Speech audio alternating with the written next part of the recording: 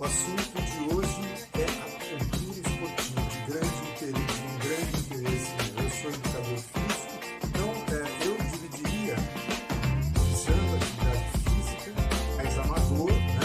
Um atleta, quais seriam as três abordagens? Segunda, terapêutica, a essa categoria de um estudo, a abordagem terapêutica, ela pode ser. Olá pessoal, sou o professor Pedro do canal 1 Acupuntura. O tema que vamos estudar é a acupuntura e o desenvolvimento da resistência aeróbia. Eu convido vocês, antes de assistir esse vídeo, a assistir aquele vídeo que eu falei da relação de Zong Chi com a atividade física e saúde.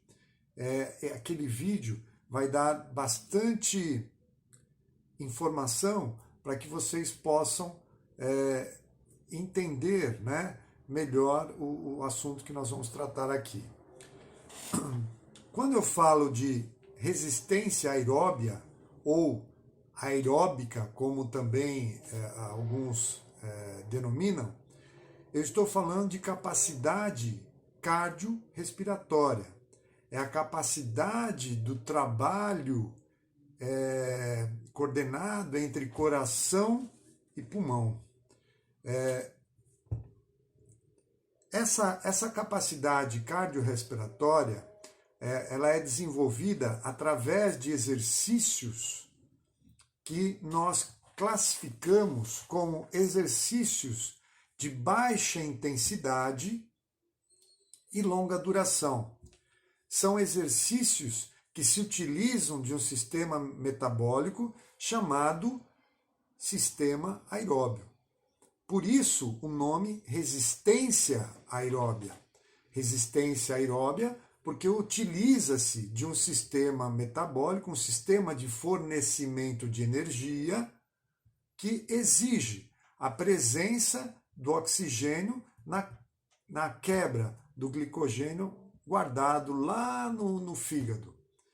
E para que esse processo aconteça, então precisa do oxigênio.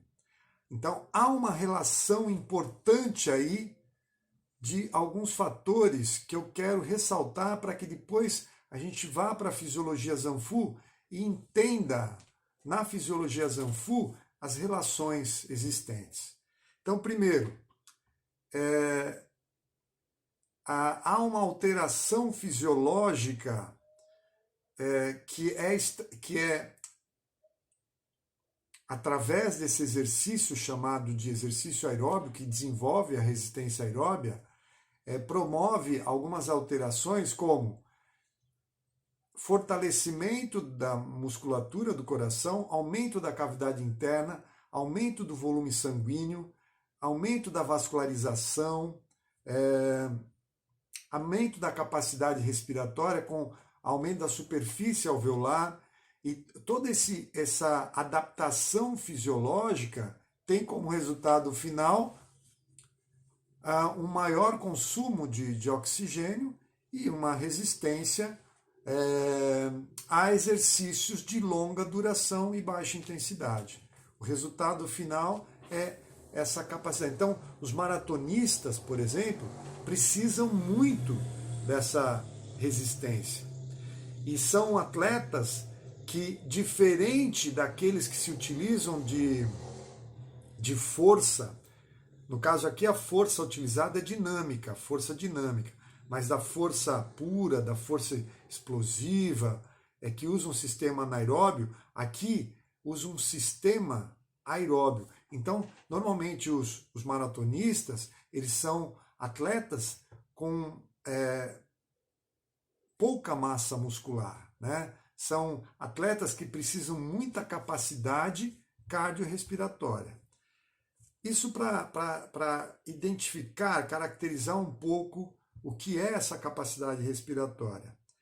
E há uma relação direta do consumo de oxigênio com essa resistência, porque os atletas que desenvolvem essa capacidade, eles aumentam muito o consumo de oxigênio, inclusive em repouso, certo? E aí qual a relação que eu faria com a medicina chinesa, com a fisiologia Zanfu? Eu faria uma relação direta com a capacidade com o armazenamento de Zong-Qi. Zong-Qi é quanto mais nós tivermos Zong-Qi armazenado, melhor a capacidade cardiorrespiratória. Porque o Zong-Qi é exatamente o responsável pela frequência cardíaca, é responsável pela circulação, é responsável em auxiliar o coração, impulsionando esse sangue, levando sangue e Qi para as regiões, para todas as regiões do corpo, para as extremidades, né? Ele aquece esse sangue. Então, há uma relação importante nessa capacidade cardiorrespiratória, ela tem uma relação estreita com Zong-Qi. E para que eu possa melhorar Zong-Qi, eu preciso do quê? Qi do ar e Qi da terra, Qi do alimento. Veja só, Qi do ar, quanto mais Qi do ar eu captar com o alimento, eu mais vou produzir Zong-Qi. Novamente, eu falei que a resistência aeróbica, ou aeróbia, ela tem uma relação direta com a captação de oxigênio. Os atletas que desenvolvem essa resistência aumentam a capacidade respiratória, aumenta o consumo de oxigênio. Isso é relação com Zong-Qi. Quanto mais eu conseguir captar esse Qi do ar com esse Qi da terra, mais Zong-Qi eu vou produzir. Logo, eu vou produzir também todas essas adaptações que nós conhecemos na fisiologia ocidental. Logo, eu vou melhorar o que nós chamamos de resistência aeróbia. Se existe uma relação estreita de Zong-Qi com a resistência aeróbia, como que eu faço para melhorar esse Zong-Qi? Bom, que eu preciso melhorar, que eu preciso estimular a captação de oxigênio, ou a captação de Qi do ar, ficou evidenciado. Agora, enquanto acupuntura, como que eu posso melhorar essa regulação? Quais os órgãos que estariam envolvidos? Bom, que eu preciso realizar atividade física para melhorar, aumentar a captação do Qi do ar, não tenha dúvida. Que eu preciso de uma alimentação saudável para que eu consiga produzir mais Gu-Qi, não tenha dúvida. Se eu melhorar a produção de Gu-Qi, melhorar a captação do Qi do ar, o que mais que eu precisaria para produzir Zong-Qi? Eu preciso de um trabalho de baço, eu preciso de um trabalho de pulmão, da função do pulmão e do coração trabalhando direito, mas principalmente baço e pulmão. Eu vou conseguir produzir mais Zong-Qi. Logo, eu vou auxiliar aquele atleta que precisa melhorar a sua capacidade cardiorrespiratória, que precisa melhorar a sua resistência aeróbia.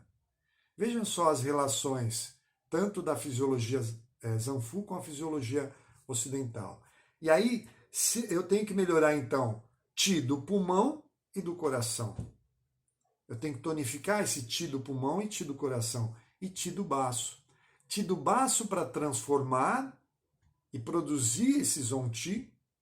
E Qi do pulmão, entenda Qi do pulmão como Qi.